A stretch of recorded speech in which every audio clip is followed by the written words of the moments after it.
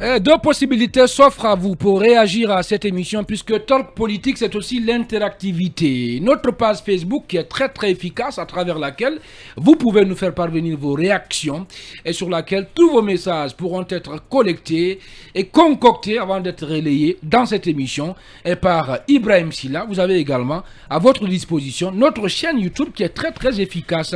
Mamadou Boyi, très bien habillé ce soir. Bonsoir, bienvenue. Bonsoir Ibrahim Khalil Diallo, bonsoir à tous. Je ne déroge pas au rituel. Bonsoir à Kankalabé, bonsoir Dindi. Je n'oublie pas Gobire, bonsoir à Tunturun. Je n'oublie pas également Dalem. Bref, bonsoir à toute la Guinée. Bonsoir à toute la Guinée. Allez, Alpha Mamadou Diallo, le vieux qui refuse de vieillir. Bonsoir, bienvenue. Bonsoir Khalil, bonsoir à tous et merci pour ton compliment. C'est notre grand frère quand même, on t'aime comme ça. Allez, on commence cette émission par le sujet qui cristallise l'actualité. C'est officiel, hein? La commission donc qui a présidé bien sûr, qui a conduit si vous voulez les assises nationales, a remis de façon officielle le rapport de ces assises-là au président Mamadi Doumbouya. Seulement l'événement a été beaucoup plus marqué, Alpha Mamadou, par le discours très caustique bien sûr tenu et par le colosse du palais Mohamed V, le colonel Mamadi Doumbouya. Oui, c'est vrai, on a vu des extraits de passage du colonel Doumbouya dans les médias. Il semble que, bon, en tout cas, au regard un peu de ce qui en ressort, il y a une sorte de discours de fermeté à l'encontre des acteurs politiques, n'est-ce pas, des menaces à peine voilées. Donc, mais voilà, est-ce que on a besoin de ça actuellement à un moment où... Mais il n'a menacé personne, hein. Bon, voilà. il fait des allusions. Non, que le CNRD ne va reculer devant personne, Alpha Mamadou. Oui, il fait des allusions à peine voilées. Hein, parce que quand il dit qu'il y a des acteurs politiques quand même qui freinent le développement du pays en se cachant derrière des considérations irrationnelles sur l'ethnie, et la religion et la région. Donc c'est autant dire que quand même il est en train d'indexer, même si c'est de façon voilée, mais quand même il fait des allusions. Mais là, est-ce que, comme je l'ai dit, c'est le moment de décocher des flèches pour tirer à boulet rouge, pour chercher à descendre en flamme les adversaires? Je pense que ce n'est pas le moment. Et à un moment où on est en train de parler de négociation, de médiation, et à un moment où on demande aux gens de mettre bas à la terre, et je pense que le discours n'est pas bienvenu. Et ça nous rappelle un peu des attitudes de Moussa Denis Camara, ça nous rappelle Alpha Condé. Donc si lui-même est en train de marcher sous les traces de ses prédécesseurs alors qu'il nous a promis la rupture, j'avoue que je me pose énormément de questions. Vous posez énormément de questions. Et pourtant, Mamadou Boyi, le colonel Mamadi Doumbouya n'a pas proféré des menaces.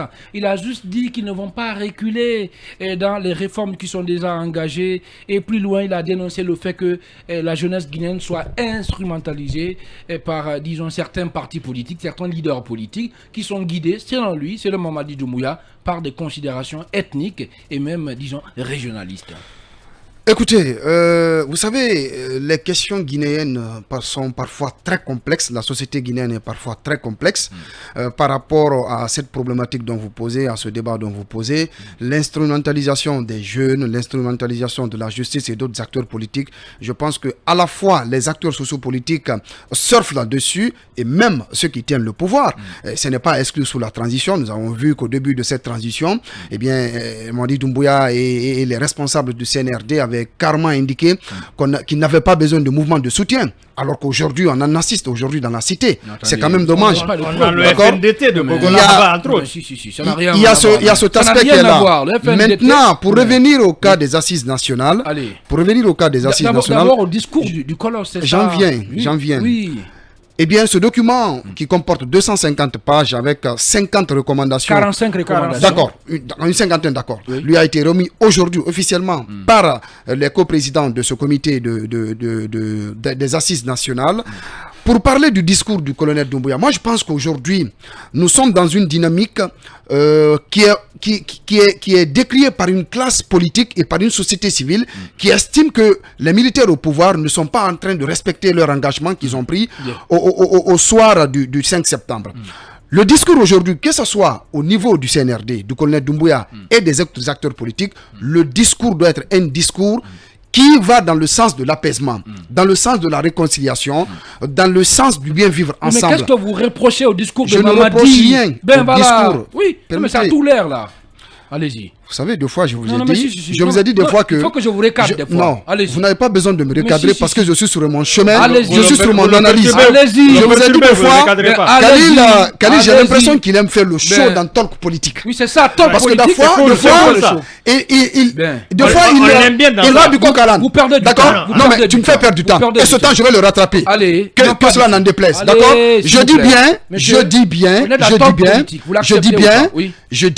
Je persiste et je signe. Je suis imperturbable là-dessus. Le discours aujourd'hui en Guinée, je ne dis pas que le discours que Mamadi Doumbouya a tenu aujourd'hui est un discours menaçant. Loin de là, je ne suis pas là pour juger son discours. Je fais une analyse. Je dis, le discours aujourd'hui en Guinée, que ce soit du côté du CNRD et des autres parties prenantes de la transition, c'est un discours qui doit être un discours dans l'apaisement, dans le sens de responsabilité, puisqu'aujourd'hui, cette transition concerne la vie de tous les Guinéens.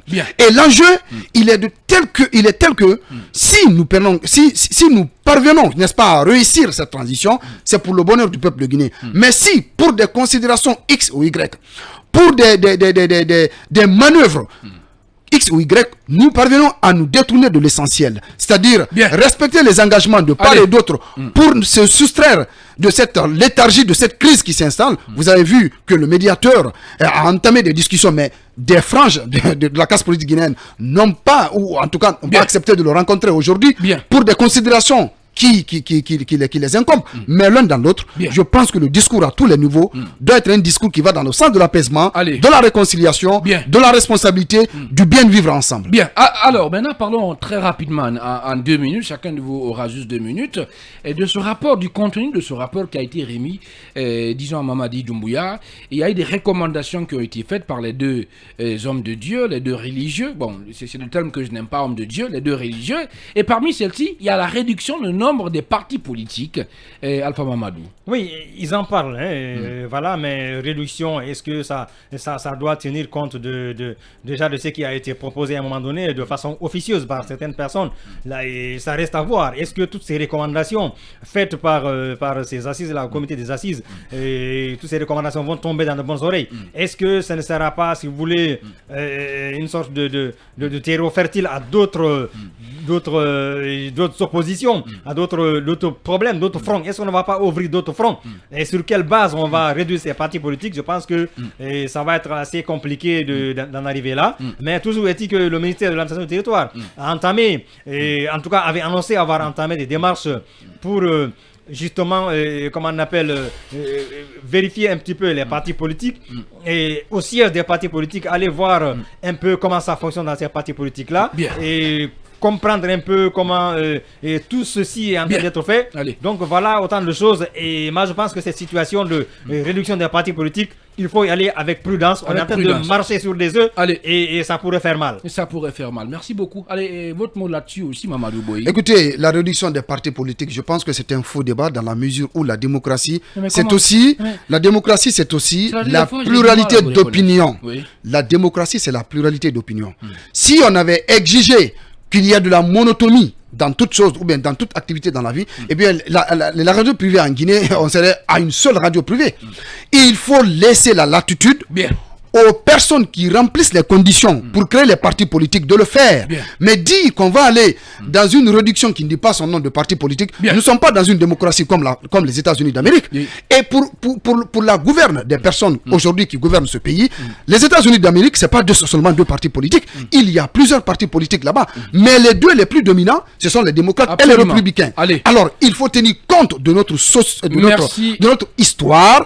On ne peut pas quand même se confondre à aller vers une réduction de partis politiques, non. Donner la latitude à ceux qui remplissent les conditions de le faire. Et il ne s'agit pas aussi d'aller dans le désordre, dans l'anarchie. Il faut des partis politiques responsables qui remplissent toutes les conditions, tous les critères si afférents. De l'autre côté, ce document met aussi l'accent sur la réconciliation. Moi, je voudrais vraiment que cette partie, ce pan de ce document puisse être exploité de manière judicieuse par toutes les composantes du pays. Il ne s'agit pas de faire un rapport et de mettre dans les tiroirs et ne pas les utiliser, puisque vous le savez, il y a récemment la commission de vérité et réconciliation qui a aussi produit des rapports, mais ce rapport n'a pas été exploité. Donc il est question pour finir que ce document soit exploité de manière judicieuse, de telle sorte que ça puisse permettre une sortie de crise dans le pays. Merci beaucoup, voilà, mesdames et messieurs, c'est ce qu'on pouvait dire comme essentiel sur la présentation ce mercredi du rapport synthèse des assises nationales tenues du 22 mars au 29 avril 2022 au président de la transition, le colonel Mamadi Doumbouya. Si tout va bien demain, Inch'Allah, on reviendra largement sur, en tout cas, les principales articulations de ce rapport. Je rappelle qu'il est 17h passé de 18 minutes ici à Conakry et en temps universel. Et c'est Film Guinée que vous écoutez. Merci de votre fidélité. Place à présent à Bâton Rompu. Talk politique